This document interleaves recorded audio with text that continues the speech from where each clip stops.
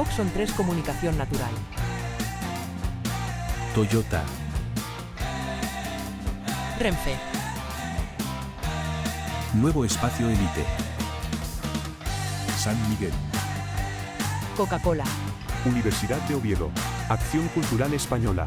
El Ayuntamiento de Gijón y el Gobierno del Principado de Asturias. Patrocinan la 37ª edición de la Semana Negra.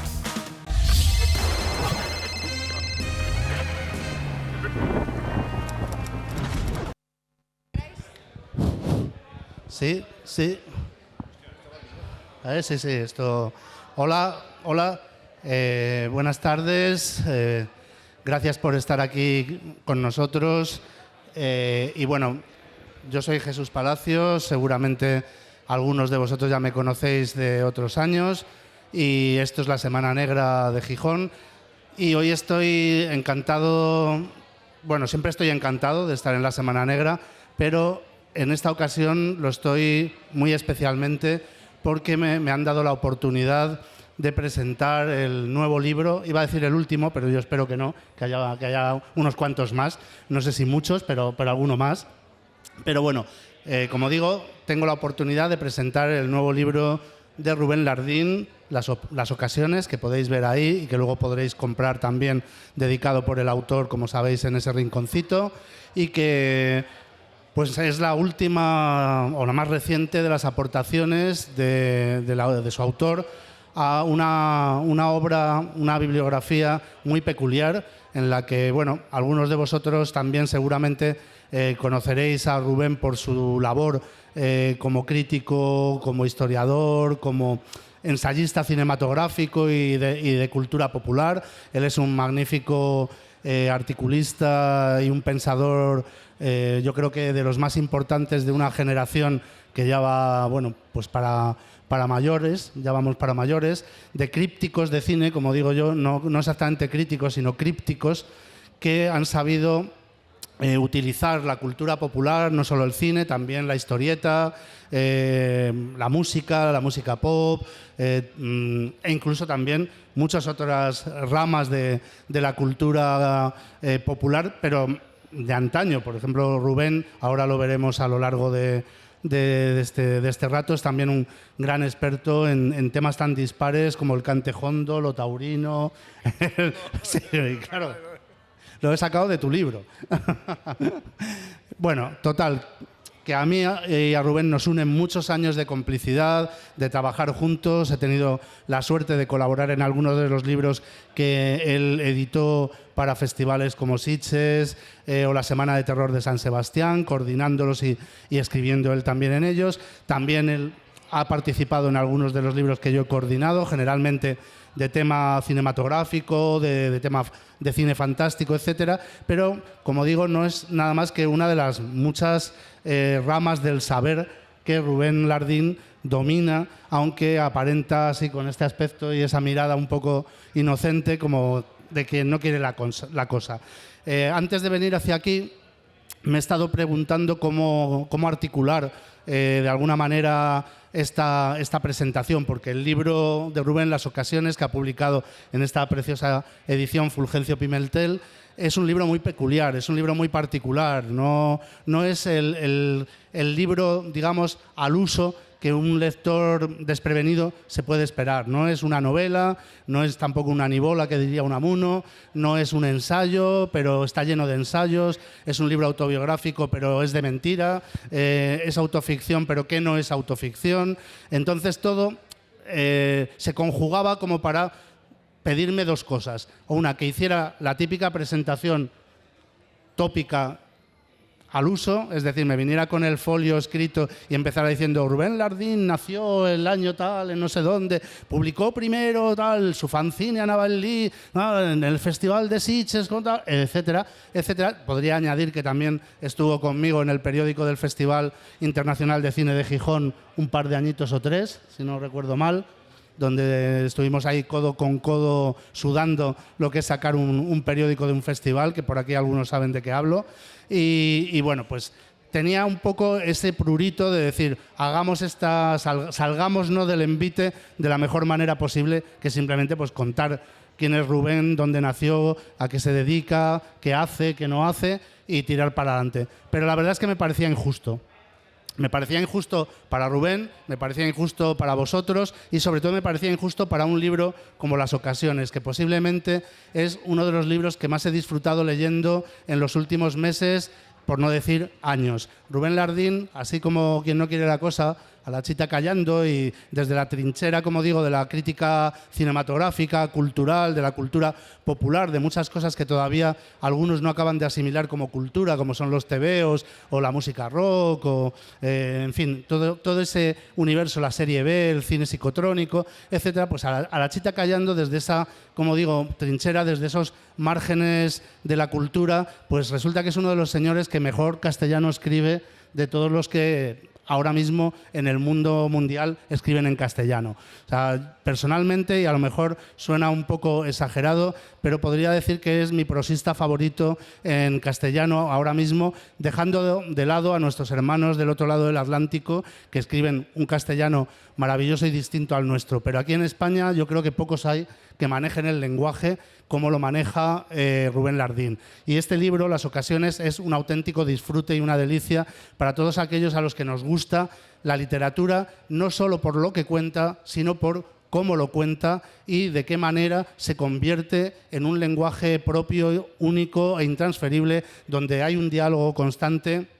En este caso es un diálogo súper enriquecedor entre el autor y el lector, que se convierte a veces pues, en un baile, en una especie de vals y a veces en una pelea. Parece que estás leyéndolo, estás en un ring de boxeo y estás disfrutando ahí de partirte un poquito la cara con Rubén, ¿no? Y por eso no quería que esta fuera una presentación fría, al uso, llena de datos y demás. Si queréis saber con exactitud quién es Rubén Lardín, dónde nació, qué publicó, etcétera, pues ya sabéis que ahora podéis consultar en internet la propia página de Fulgencio Pimentel, de su editor, y verlo. Pero vais a tener una ocasión mucho mejor, que es la de oírle hablar y oírle a él también explicar, o intentar explicar qué es lo que ha querido hacer con este maravilloso libro que tengo en mis manos y que tenéis delante vuestro. Solo ya añadir unas palabras acerca del libro. Como os decía, no es un libro al uso.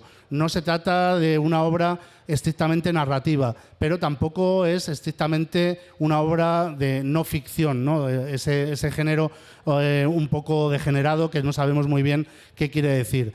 El protagonista del libro es Rubén Lardín, pero al mismo tiempo no es Rubén Lardín, porque además se cruza consigo mismo varias veces en el libro, con lo cual está uno un poco ahí como entre Jekyll y Hyde, un poco entre Scylla y Charybdis. Pero el caso es que no cabe la menor duda de que lo que este libro ofrece es una serie de reflexiones, una serie de exabruptos absolutamente sinceros, en la medida en que la literatura pueda ser sincera, cosa que es también un poco dudosa, pero que descaradamente nos obligan a enfrentarnos con la lectura como auténtico ejercicio creativo.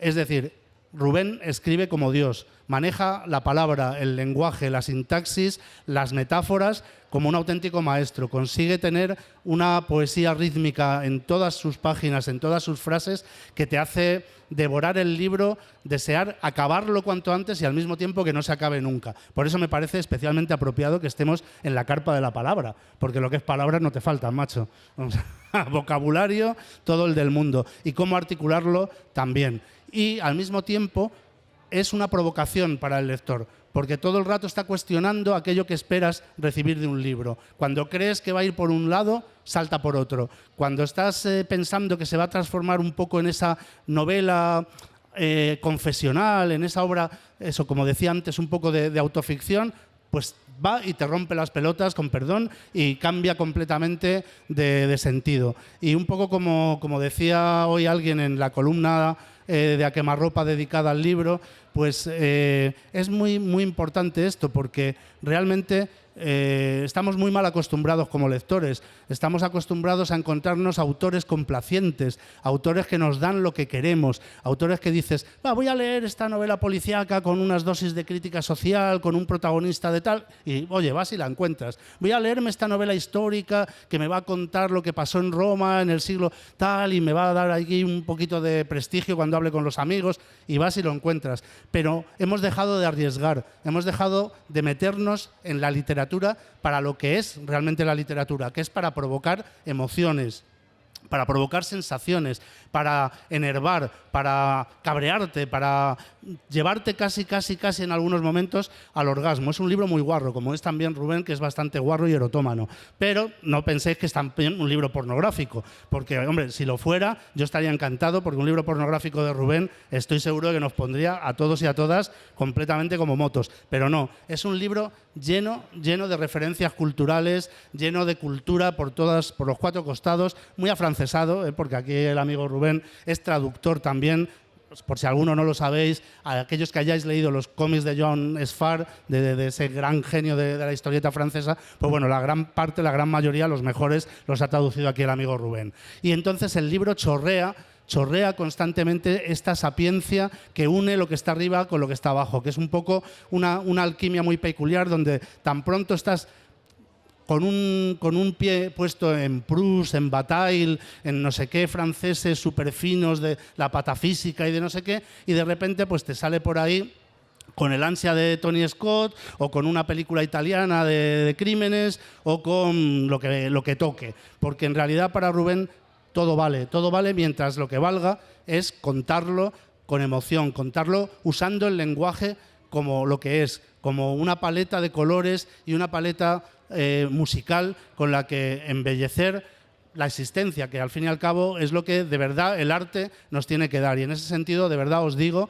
que este libro, las ocasiones, bueno, pues las pintan calvas para poder disfrutar de verdad de un libro que te saque de ti mismo y donde su autor, bueno, pues su autor, que durante muchos años nos ha hecho conocer, por decirlo así, de alguna manera, sus gustos a través de ensayos cinematográficos, a través del cómic, a través de guiones, etcétera, ahora de repente nos da a conocer el mundo entero, el mundo entero. O sea, en este libro está la muerte, los toros, el sexo, el cómic, la literatura, los patafísicos, el surrealismo y muchos culos, que yo es una cosa que además comparto con él, la admiración por el culo femenino, en este caso, también respeto la del culo masculino, y es una delicia de verdad poder disfrutar de todo ese universo privado de razón de Rubén Lardín y sentirte dentro de él, incluso cuando estás un poco enfadado con él, que es lo que tiene que hacer un libro, enfadarnos, pero para llevarnos al final a firmar un auténtico armisticio con la literatura y volver a reencontrar de verdad el disfrute del lenguaje. No voy a seguir porque te vas a subir tú, creo que por los tejados, y te voy a pasar la palabra sobre todo para que nos expliques qué demonios querías hacer con las ocasiones, si querías provocar esta reacción en los lectores o te coge de sorpresa, no sé. ¿Qué buscabas? ¿Qué buscabas con estas ocasiones? No buscaba nada, o sea, es que me encanta porque todo lo que has dicho es lo que, o sea, has respondido a lo que siempre me preguntan. Tú no lo has preguntado, tú lo has visto y lo has entendido así, que es como yo lo entiendo. O sea, has dicho un libro privado de razón, eso me parece fantástico porque es una de mis premisas a la hora de escribir, o sea, tratar de pescar en la zona del inconsciente y llevar eso directamente a la mano, si es posible, sin pasar por la razón, y a eso soy debido. Entonces, esa manera de escribir no me da a saber qué voy a escribir o qué estoy escribiendo hasta que no lo he escrito. Y a veces, cuando lo he escrito, también he perdido la óptica y la perspectiva y tengo que llamar a Jesús y decir, Jesús, ¿qué he escrito? Es esto. Y Jesús, con su generosidad, que estoy, vamos, o sea, ¿qué voy a decir yo ahora? La voy a cagar. Diga lo que diga, voy a bajar el... No, me parece una maravilla y estoy muy agradecido de todo lo que has dicho. Una exageración todo, pero mi único motor a la hora de escribir es la emoción que también mencionabas. Hace poco escuchaba a Josep Pla, creo que la entrevista aquella famosa con, ¿cómo se llamaba? La de A Fondo, que decía que él jamás, nunca en la vida había escrito una frase, una sola línea desde la emoción. Nunca había escrito una frase que no hubiera pensado antes, ¿no?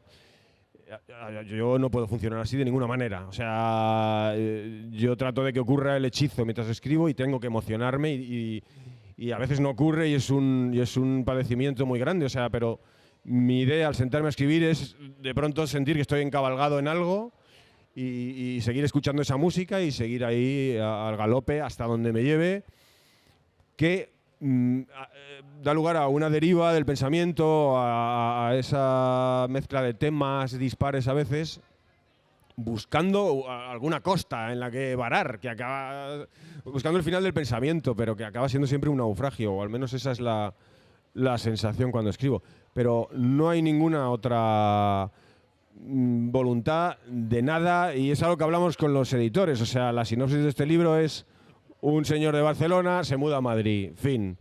El editor no sabe qué hacer con estos libros. Me dice, escribe lo que quieras que yo te lo voy a sacar, pero no sabe cómo vender esto a los libreros. Yo lo estoy llamando novela de placer. Yo sí que creo que es una novela que está aglutinada por la voz, que en este caso pues puede ser la mía, con todos los artificios del oficio y de la profesión que ya no sabemos y tal, pero yo sí que creo que es una novela, o que es un libro al menos novelesco, y como tal puede disfrutarse, pero no hay esa voluntad. No hay una voluntad de peripecia en el libro o de estructura cuando empieza a escribirlo.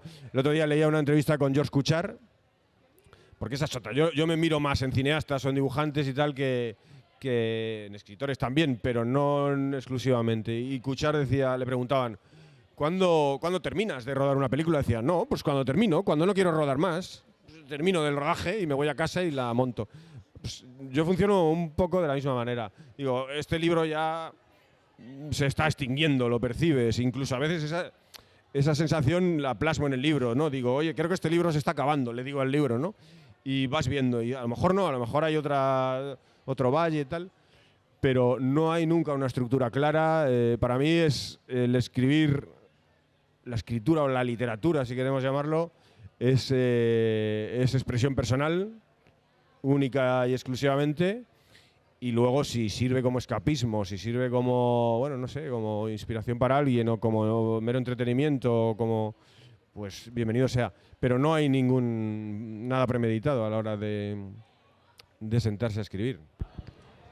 Claro, bueno, aparte de llevarte la contraria en lo de que es todo lo que he dicho es exagerado, no he exagerado ni un ápice, sí insistiré en una cosa, y es que el libro, aunque tú lo estás caracterizando como una suerte de novela, de novela, digamos, personal, de novela de viaje alrededor de tu cerebro, que hasta cierto punto se organiza en un tipo de lectura que sí se puede catalogar como novelesco en un momento determinado. A mí, en realidad, lo que me trajo a la memoria es el sentido original de la palabra ensayo, cuando la usaba Montaigne, que es decir, era un ensayo, no era lo que pensamos ahora, que un ensayo ahora es un mamotreto donde alguien te desarrolla su discurso en torno a una teoría o a un hecho histórico o a un suceso concreto o una ideología. El ensayo ahora es alguien queriéndote convencer de algo o queriendo venderte algo, ¿no? Exacto. Y el ensayo, como su propia palabra indica, es todo lo contrario. Es un ensayo de intentar algo nuevo, de contar algo que tienes por dentro y no sabes qué hacer. Y Montaigne lo hizo evidentemente muy bien, pero era consciente de que sus escritos, donde también había ese baile completamente a veces inesperado de saltar de un tema al otro, eso que podía ser tan pronto algo poético y luego un exabrupto político, una consideración moral, pues lo llamaba ensayos. Estoy ensayando a ver qué es lo que estoy diciendo, ¿no? Y en ese sentido creo que Las Ocasiones es un auténtico libro de ensayo de una manera que se había olvidado lo que era el ensayo. Sí. Soy afrancesado, supongo, no vengo de Montaigne, pero sí que me gustan los autores. Yo me veo, por ejemplo, en un Leiris, en un Michel Leiris, cuando habla también de la literatura como tauromaquia, ¿no? Lo de poner en la operación de la escritura, poner un asta de toro, que haya un peligro en el hecho de la escritura, o la voluntad de que a mí me pase algo escribiendo. Bueno, esta noche no salgo, me quedo escribiendo, pero que pase algo en casa, ya que no salimos, ¿no? Y hay esa idea de ponerse en peligro o no sé, de jugar al riesgo. Y bueno, no sé, ahí se le llama autoficción ahora, como sabes, o literatura del yo y tal, no sé. Annie Ernaux también habla de que cuando pones el yo en página, estás poniendo el peligro, con la palabra yo estás poniendo el peligro. Y yo soy de la opinión de que poniendo el yo, lo que estás poniendo es el tú del lector. O sea, estás dándole un asidero para la identificación y o sea, el lector no tiene por qué saber quién soy yo, si soy un viejo señor sin pelo de Barcelona que vive en Madrid y tal. No, está leyendo una voz y si le funciona y si conecta, es una literatura confesional. Y supongo que esa literatura confesional lo que hace, cuando opera bien, cuando trabaja bien dentro del lector, es, pues, claro, esto puede sonar, yo no sé si esto ocurre en el libro o no, pero es llevarlo hacia alguna luz, hacia algún lugar de identificación o que reconoce o que... Y eso creo que puede ser el valor de este tipo de literatura. No me acuerdo cuál era la pregunta ni de qué estábamos hablando, pero... Yo tampoco, en realidad, me acuerdo de la pregunta, pero sí que enlazo yo con esa idea del desafío inherente que hay en las páginas de tu libro. Y es decir, cuando yo como lector me sumerjo en él, hay un momento en el que digo, ¿y qué pasaría si yo no conociera a Rubén Lardín? ¿Qué pasaría si yo no fuera amigo suyo, si no hubiéramos compartido muchos momentos, hubiéramos publicado el uno en obras del otro y nos hubiéramos leído atentamente a lo largo de los años? Pues pasaría, y lo he intentado, es un ejercicio difícil, pero que creo que era necesario también a la hora de juzgar la obra y a la hora de escribir sobre ella, incluso de presentarla ante vosotros. He intentado hacer esa abstracción y me he descubierto queriendo conocer a Rubén Lardín y teniendo miedo de conocerle, diciendo, a ver si cuando conozca a este tío va a ser una decepción, va a ser un psicópata o va a ser alguien que no va a estar a la altura de sus propias páginas. Pero todo eso creo que es una reflexión que precisamente al lector que no te conoce o no te ha seguido le tiene que enganchar más todavía, le tiene que provocar, porque es precisamente ese desafío presente en sus páginas, el provocar al lector a que entre en una especie de duelo dialéctico con el autor y participe o no, porque muchas veces a lo largo de sus páginas te vas a encontrar variando y diciendo, este tío es un gilipollas o este tío es un puto genio. Y todo eso es algo que se echa mucho de menos en la literatura actual de cualquier tipo, en la narrativa, en el ensayo, en lo que quieras, que es esa verdadera interconexión, esa, está de moda o ya no tanto el término, interactividad. Yo siempre he creído que la interactividad no está en los videojuegos, ni está en la realidad virtual y las gafas estas gigantes que te pones y tal, que en realidad lo que te tapan es el mundo y te meten en otro distinto. La interactividad está en los libros, la interactividad está en hablar con los muertos y está en hablar con esos muertos que no lo están, como Rubén, pero que son otros, que son el otro, que son el infierno o no, o el paraíso. Pero realmente esa es la verdadera interactividad. Cuando yo leo las ocasiones, y espero que a todos los que las leáis os pase lo mismo, te encuentras provocado muchas veces en tu propia intimidad en decir, pues yo quiero esto, o no estoy de acuerdo, o sí, o qué rabia. A mí particularmente, como escritor, me da mucha envidia. Y hay momentos que digo, qué cabrón, qué gran metáfora, qué juego de palabras, qué ritmo tiene esta frase, qué jodido, y tal. Y me provoca y me ayuda, espero, a ser mejor. Que eso es una cosa muy bonita que tiene el libro, aunque no quiera tenerlo, porque lo bueno del libro es que es un libro profundamente amoral, o eso creo yo. Y el hecho de que provoque, tenga a lo mejor ese efecto secundario, dice algo también bueno sobre la literatura cuando se ejerce como tal. Cuando se ejerce como tal es de verdad terapéutica, pero más allá de la mera terapia, es como, bueno, como a veces insinúas tú en el texto, es la única respuesta que nos queda siendo seres caducos y seres que vivimos una vida de mierda, con perdón, incluso hasta el mayor de los millonarios vive una vida de mierda porque tiene piedras en el riñón o tiene cistitis, pues de repente lo único que nos queda son las ocasiones. Sí, bueno, el tema de los ensayos, o sea, que un ensayo ha de ser un terreno de juego en el que discutir y con los muertos y en ponerse en conflicto y filosófico y moral con la propia lectura, que no tiene que ser un masaje ni convencerte de nada. O sea, por eso todos los ensayos son últimamente sospechosos por eso, porque todos quieren convencerte de algo. Yo las soluciones a mi vida las he encontrado siempre, leo ensayos y adoro a muchos ensayistas y algunos de ellos me han cambiado la vida. O sea, bueno, en realidad eran poetas. Bataille, filósofo, ensayista, pero era un poeta loco. O sea, pero yo las soluciones a mi vida, las respuestas, mis depresiones y cuando he caído en la poza, a mí me ha sacado allí la ficción. Siempre, los géneros, que adoro los géneros, pero no estoy preparado para ellos. O sea, yo sí hago una hoja de ruta para escribir las ocasiones, y a la tercera página estoy aburrido. No puedo estar siguiendo ese camino, ¿no? Entonces me entrego a esa deriva que, pues eso, presenta muchas posibilidades de fracaso, pero me encomiendo al estilo, a la forma. Y en la forma sí que pretendo, pues que como las metáforas, que son pues dos mundos que colisionan y dan lugar a una iluminación, ¿no? Pues cuando eso ocurre vale la pena. Pero yo no sé qué estaba diciendo. Bueno, lo que estamos diciendo es que nos quedan ya muy pocos minutos, sí. Y si alguno de vosotros quiere hacer alguna pregunta al autor, es el momento oportuno. Y bueno, pues como veis, no le falta tampoco labia para poder explicarse o autoexplicarse, aunque lo mejor es siempre leer el libro. Nadie habla tan bien como Jesús. O sea, por eso siempre acudo a Jesús para que presente mis libros. ¿Hay alguna pregunta? ¿No hay preguntas acerca de un libro que no trata de nada y trata de todo? De una novela. Ahí.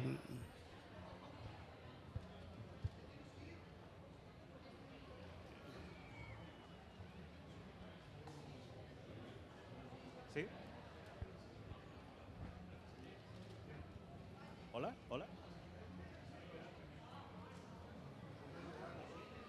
¿Hola?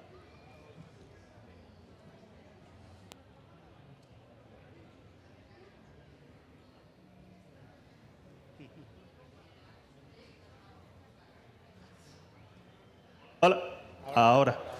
Bueno, enhorabuena Rubén por el libro.